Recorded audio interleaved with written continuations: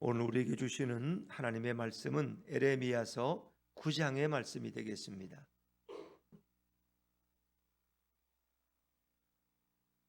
에레미야 9장 1절부터 9절까지 말씀입니다. 구약성경 1065쪽 에레미야 9장 1절부터 9절입니다. 저와 여러분이 한 절씩 교독하십니다. 어찌하면 내 머리는 물이 되고 내 눈은 눈물 근원이 될고 죽임을 당한 딸 내 백성을 위하여 주야로 울리로다. 내가 광야에서 나그네가 머무를 곳을 얻는다면 내 백성을 떠나가리니 그들은 다 간음하는 자요 반역한 자의 무리가 됨이니라. 여호와의 말씀이니라. 그들이 화를 담긴 같이 그들의 혀를 놀려 거짓을 말하며 그들이 이 땅에서 강성하나 진실하지 아니하고 악에서 악으로 진행하며 또 나를 알지 못하느니라. 너희는 각기 이웃을 조심하며 어떤 형제든지 믿지 말라. 형제마다 완전히 속이며 이웃마다 다니며 비방함이라. 그들은 각기 이웃을 속이며 진실을 말하지 아니하며 그들의 혀로 거짓말하기를 가르치며 악을 행하기에 지치거늘 내가 사는 곳이 속이는 일 가운데 있도다. 그들은 속이는 일로 말미암아 나를 알기를 싫어하느니라. 여호와의 말씀이니라. 그러므로 만군의 여호와께서 이와 같이 말씀하시되 보라, 내가 내 딸 백성을 어떻게 처치할꼬 그들을 녹이고 연단하리라. 그들의 혀는 죽이는 화살이라. 거짓을 말하며 입으로는 그 이웃에게 평화를 말하나 마음으로는 해를 꾸미는도다. 9절을 같이 읽습니다. 내가 이 일들로 말미암아 그들에게 벌하지 아니하겠으며 내 마음이 이런 나라에 보복하지 않겠느냐. 여호와의 말씀이니라. 아멘. 할렐루야. 네, 오늘도 이 새벽에 은혜의 자리에 나오신 여러분들을 환영하고 축복합니다. 자, 에레미야 9장의 말씀도 계속 연속 속사해서 이스라엘 백성의 죄악을 고발하고 그리고 그 이제 멸망 가운데 던져질 그 백성을 바라보는 에레미야 선지자의 눈물이 오늘 본문에 소개되고 있습니다. 정말 유다 백성은 정말 가증스럽고 오만불손한 백성들입니다. 그들은 아예 귀를 막아버렸습니다. 에레미야가 눈물로 회개를 촉구하고 다가오는 심판을 피하라고 경고하지만 그들은 그것을 보기 좋게 무시하고 외면합니다. 오히려 더욱 보란듯이 악을 쌓아갑니다. 결국 에레미야는 이제 멸망해 갈, 파멸되어 갈 이 땅을 보면서 눈물을 흘리면서 눈물로 예언하고 있습니다. 어찌 보면 에레미야의 그 심정은 곧 하나님의 탄식의 심정을 우리에게 보여주고 있습니다. 그래서 에레미야를 우리가 무슨 선지자라 그래요? 눈물의 선지자. 왜? 눈물 흘리지 않으면 도대체가 예언할 수 없는, 바라볼 수 없는 이 땅 백성의 참담함을 에레미야는 노래하고 있기 때문입니다. 터키에서 또 두 번째 지진이 일어나서 또 이렇게 많은 사람이 또 죽고 또 많은 집이 허물어진 이런 2차 또 지진이 또 이어졌다 그래요. 참 안타까운 소식인데 만약 그런 것이 계속 이어진다면 얼마나 비극적이겠어요. 아니 처음에 일어난 그 지진 때문에 얼마나 많은 사람이 눈물을 흘리고 있겠어요. 왜냐하면 가족을 잃은 사람이 너무나 많기 때문에 그 뭐 4만 명, 5만 명, 뭐 더 많은 사람이 또 이제 묻혀 있을지도 모르죠. 근데 가족을 잃은 그분들의 눈물은 아마 마를 수가 없는데 이제는 눈물이 샘이 말라서 눈물이 나지 않을 정도로 그러나 이런 또 계속되는 이런 여진 가운데 또 사고가 이어진다면 정말 얼마나 안타깝고 참혹하겠습니까? 불과 뭐 5, 6만의 사망자를 발견한 가운데도 그것은 완전히 죽음의 땅같이 느껴지는데 한 민족 자체가 다 파멸되어진다면 그리고 그중에 겨우 몇만이 그저 포로로 끌려가고 살아도 사는 것 같지 않은 비참한 삶을 살아간다면 그 얼마나 큰 고통이고 슬픔이고 애곡이겠습니까? 아마 그런 심정이 에레미야의 마음속에 담겨서 이렇게 눈물로 그런 예언하고 있는데 자 9장 1절 말씀으로 돌아가 보죠. 9장 1절입니다. 어찌하면 내 머리는 물이 되고 내 눈은 눈물 근원이 될고 죽임을 당한 딸 내 백성을 위하여 주야로 울리로다. 내 머리는 물이 되고 내 눈은 눈물 근원이 될고 뭐 얼른 이렇게 읽어서는 무슨 말인지 모르겠어요. 근데 어찌 보면 머리로부터 그냥 그 모든 것이 흘러내리는 눈물처럼 머리부터, 그리고 눈은 뭐 당연히 눈물샘이겠죠. 그래서 눈물이 흘러내리는데 어찌 보면 이 말씀의 뜻을 내면을 보면은 이제 눈물샘이 말라버려서 또 다른 샘이 터지기를 기다리는 이런 안타까운, 더 이상 흘릴 눈물이 다 메말라 버린 그런 상황을 오늘 1절에서 이렇게 소개하고 있는데, 죽임을 당한 딸 내 백성, 어찌 보면 이미 죽임을 당했다는 건 과거의 얘기예요. 근데 아직은 이제 바벨론 침공이 막 임박한 상황, 이제 파멸되기 직전의 상황인데 이것을 과거로 표현하고 있죠. 그래서 그는 이미 보고 있어요. 바벨론의 그 말들 기병대가 그 수십만 명이 몰려들 때 이 나약한 이 견고한 성이라고 자랑하는 이 예루살렘이 어떻게 쉽게 허물어지고, 그리고 그 백성들에게 죽임 당할 것을 이미 그는 보고 있는 것입니다. 그 3장을 이미 영안으로 보고 있는 거예요. 환상으로 보면서 그런 눈물을 흘리는 거예요. 그리고 이제 회개를 촉구하는데 이 백성은 그래도 그걸 깨닫지 못한다는 거죠. 주야로 밤낮으로 울리로다. 여러분, 어떻게 한 민족 전체가 다 몰살당하는데 어떻게 울지 않을 수 있겠어요? 너무나 큰 비극이죠. 뭐 터키와는 비교될 수 없는, 우크라이나 전쟁터와는 비교할 수 없는 한 민족 전체가 다 몰살당하는 이 어마어마한 상황을 한번 상상해 보세요. 그리고 그 100만이 넘는 200만이 되는 그 민족이 다 몰살당하고 불과 몇만 명이 살아서 포로로 끌려가고, 왕은 두 눈이 뽑혀가지고 아들은 현장에서 죽임당 살해당하고, 왕은 눈이 뽑혀서 이렇게 줄에 매여서 노예처럼 끌려가는 그 민족의 비극, 뭐 그것이 남의 일 같지는 않아요. 그것은 누구에게도 있을 수 있는 일이에요. 우리가 6.25 때를 생각해 보면, 임진왜란 때를 생각해 보면 있을 수 있는 일. 우리에게도 그런 비극이 올 수 있구나. 그렇기 때문에 선지자는 이미 오래 몇천 년 전에 이 사실을 고백하면서 또 우리에게도 경고하고 있는 거예요. 그래서 마지막 심판, 예수님이 재림하시는 그 종말의 심판을 당할 때 겨울이 되지 않도록, 여러분 겨울 이 엄청난 추위에 전기고 뭐고 없이 들에서 생활한다면 얼마나 힘들겠어요. 더구나 임신한 여인들은 또 얼마나 힘들겠어요. 그런 걸 생각하면서 그때가 겨울에 오지 않기를 기도하라 그러는데, 우리 그리스도인들이 깨어있지 않으면 그런 일을 당했을 때 우리가 어찌 그 믿음을 유지하고 고백할 수 있겠느냐 하는 거죠. 오늘 눈물로 그런 예언하고 있는데, 자 이제 2절부터 9절까지는 어찌 보면 유다의 죄의 목록과 같아요. 유다에 대한 어떤 검사의 기소의 목록들을 설명하는 것처럼 그들이 지은 수많은 죄악의 목록을 설명하고 있습니다. 자, 2절 말씀으로 넘어가 봅니다. 2절입니다. 시작. 내가 광야에서 나그네가 머무를 곳을 얻는다면 내 백성을 떠나가리니 그들은 다 간음하는 자요 반역한 자의 무리가 되미로다. 이제 선지자는 이 땅을 떠나고 싶어요. 예루살렘을 떠나고 싶어요. 내가 광야에서 나그네가 머무를 곳을 얻는다면, 이것은 이제 사막이나 광야에도 양치는 목동들이 미처 집에 못 들어가면 잠시 기거할 것, 뭐 비를 피하는 아주 허접한 이런 텐트 같은 것, 또 어찌 보면 하늘은 막지 못하고 저 벽만 막아놓은, 바람만 막는 저 그런 것이 있다 그래요. 어찌 보면 이제 공공의 어떤 숙소인데 그 당시에 뭐 그 오죽했겠어요. 그래서 이제 상인들이 지나가다가 잠시 비를 피해가고 바람을 피해가는 곳, 이제 그런 곳을 얻을 수만 있다면 나는 이 백성을 떠나고 싶다. 왜 백성을 떠나고 싶을까? 에레미야는 왜 자꾸 광야로 가서 거기 거하고 싶다고 할까?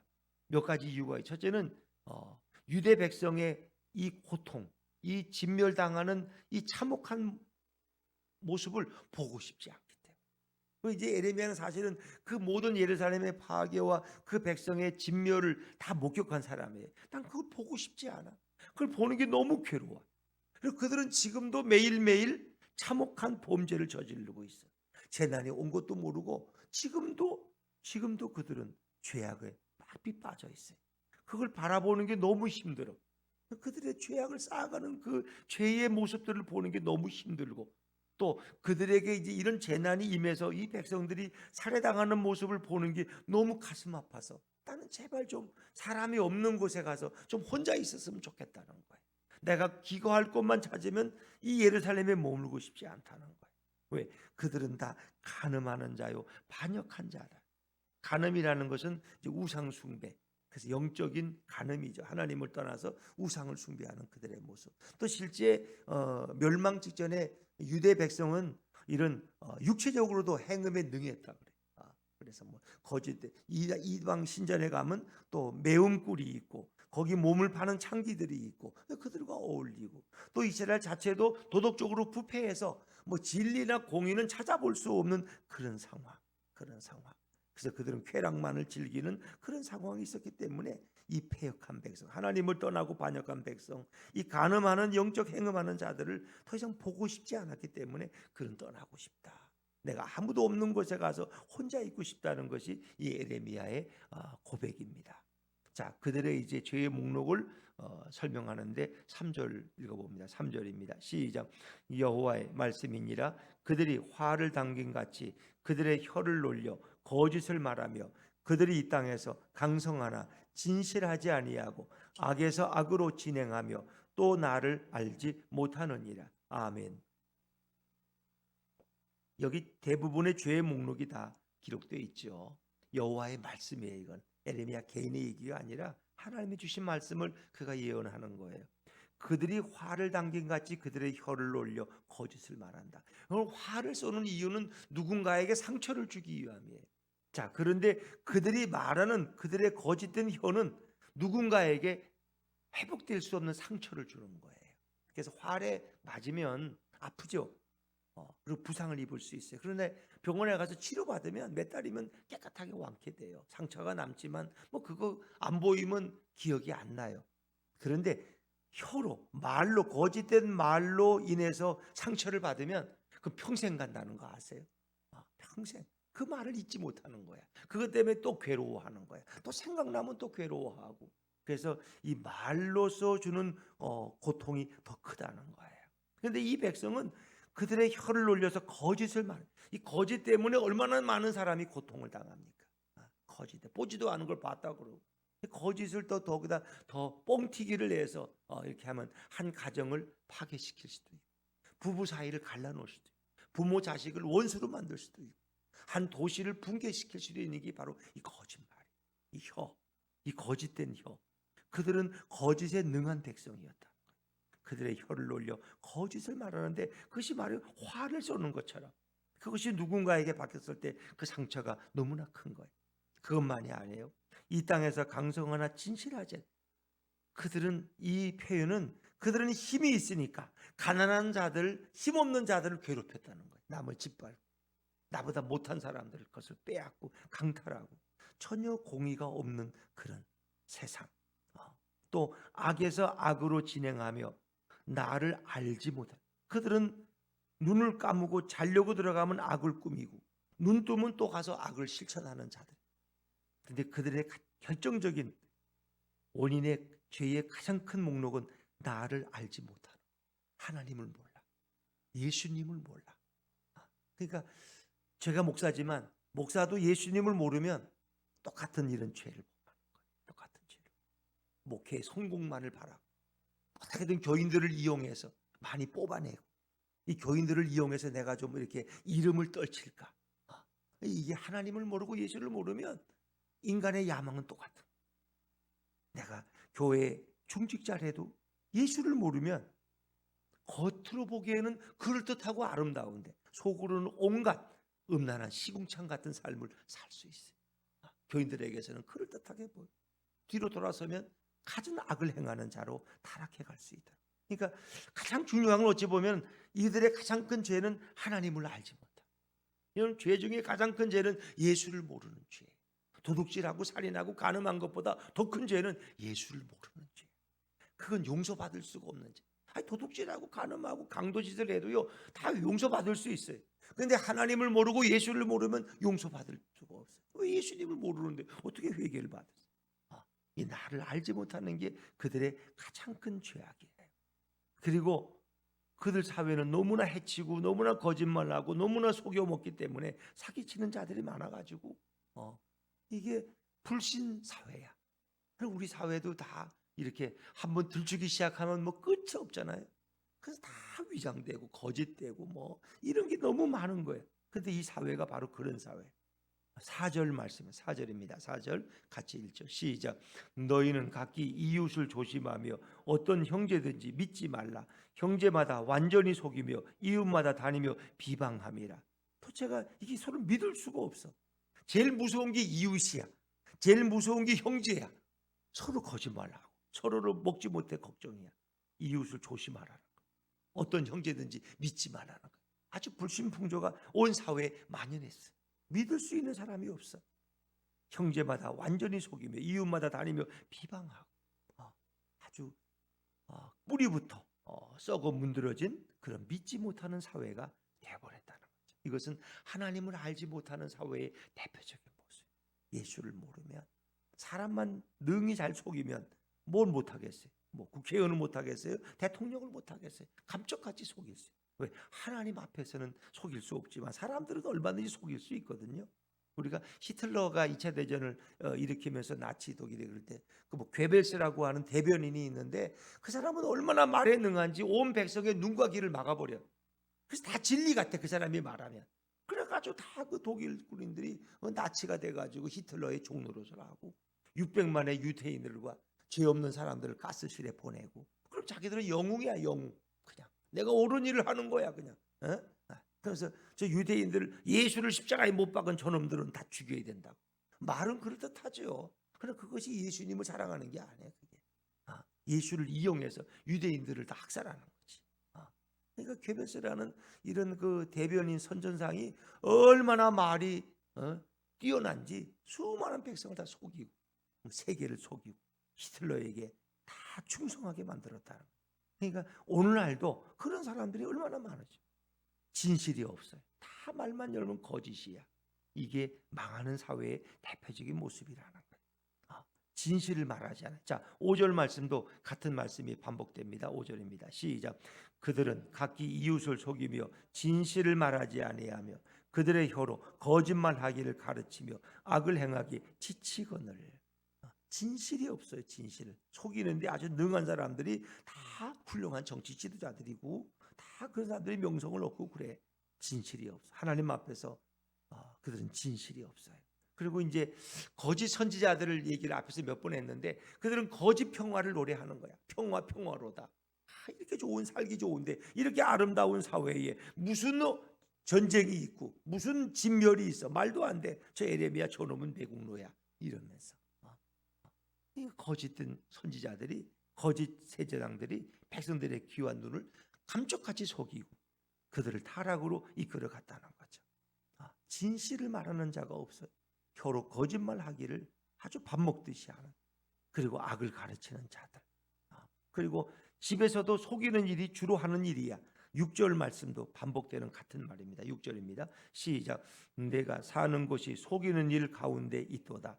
그들은 속이는 일로 말미암아 나를 알기를 싫어하느니라. 여호와의 말씀이니라. 누가 잘 속이나 누가 거짓말을 잘 포장하고 뭐 거짓말 경연대회 같아. 거짓말 경연대회. 다 정치인들 국회의원 뽑아달라고 그럴 때는 얼마나 화려하고 귀한 말로 하지만 정말 그게 진실인지 잘 모르잖아요. 속여서 백성에 속여서 인기를 얻고 표를 얻고 국회의원 되고 뭐 그러길 원하겠죠. 근데 거기에 진실함이 없다. 그리고 그들은 나를 알기를 싫어해. 예수님 알기를 싫어하고 하나님 알기를 싫어해. 뭐 교회야 나올 수 있죠. 자기를 근사하게 포장하기 위해서. 그러나 그들의 속은 예수를 전혀 알지 못한다는 거예요. 이게 그 시대의 이제 모습입니다. 그러나 하나님은 그 백성을 바라보는 마음은 너무나 아프시겠죠. 그래서 하나님은 다시금 그들에게도 좀 다시 그 기회를 주고 싶으신 그런 하나님의 마음이 예수님의 마음이 7절에도 소개되고 있습니다. 자, 7절을 다시 읽어볼까요? 7절입니다. 시작. 그러므로 만군의 여호와께서 이와 같이 말씀하시되 보라 내가 내 딸 백성을 어떻게 처치할꼬 그들을 녹이고 연단하리라. 아멘. 내 딸 백성. 그러니까 사랑하는 딸이야. 예루살렘은 딸이라고 불렀어요. 유다 백성을 내 딸이라고. 얼마나 뭐 아들보다 또 딸이 더 귀엽잖아요. 이렇게 자녀분들을 키우는 보면 내 딸 백성을 어떻게 하면 좋으냐 말이야. 어떻게.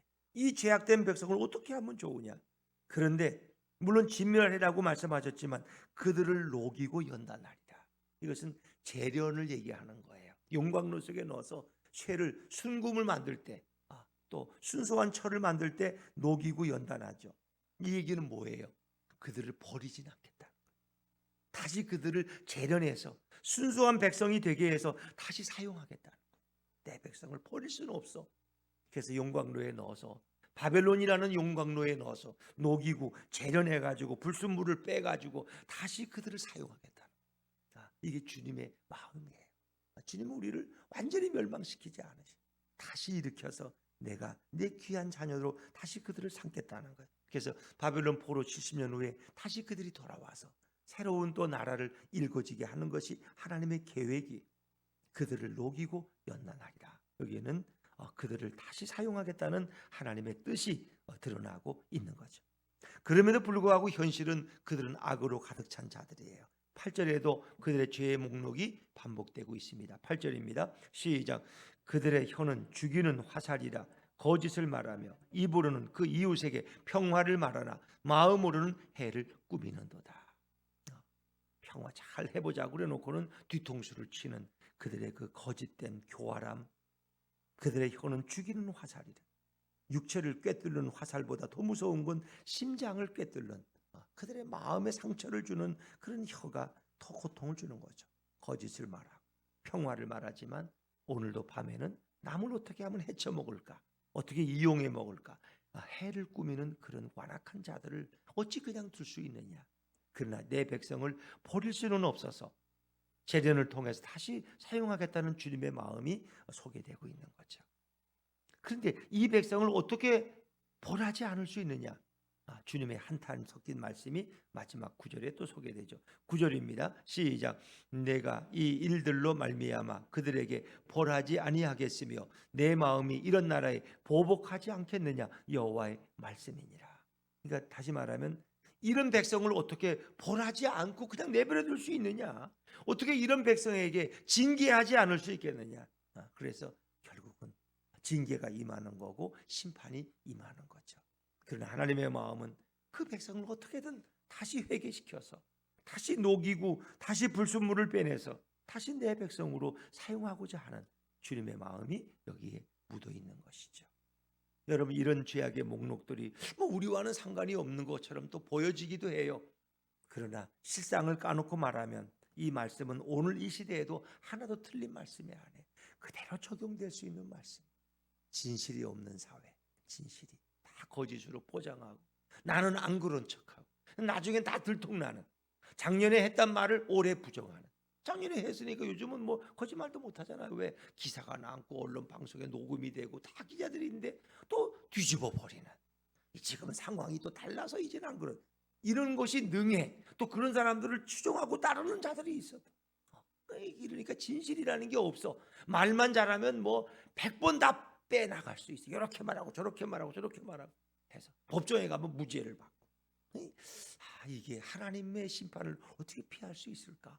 거짓은 거짓이야. 그러면 용서를 빌든지 잘못했다 그러든지, 내가 말은 그렇게 했지만 지금은 내가 어쩔 수 없이 용서해 달라고 이렇게 하면 좋은데, 인간들이 너무 교활해. 그건 뭐 누구나 다 마찬가지야. 누구를 뭐 얘기하는 게 아니에요. 여기는 우리 모든 인간이 다 그렇게 선한 게 없어. 우리 속에는 악만이 있어요. 그래서 우리는 하루도 그러니까 제가 어릴 때 보면 어머니가 이렇게, 우린 7남매니까 늘 혼나는 또 분들도 있어요. 그러면 네가 하루만 안 맞으면 네가 여우가 되지 이러면서 그냥 이렇게 혼내는 그런 게 있어요. 하루 안 맞으면. 그러니까 어찌 보면 우리는 그런 거예요. 하나님 앞에 나오지 않으면 벌써 하루만 지나면 딴 생각이 들어요.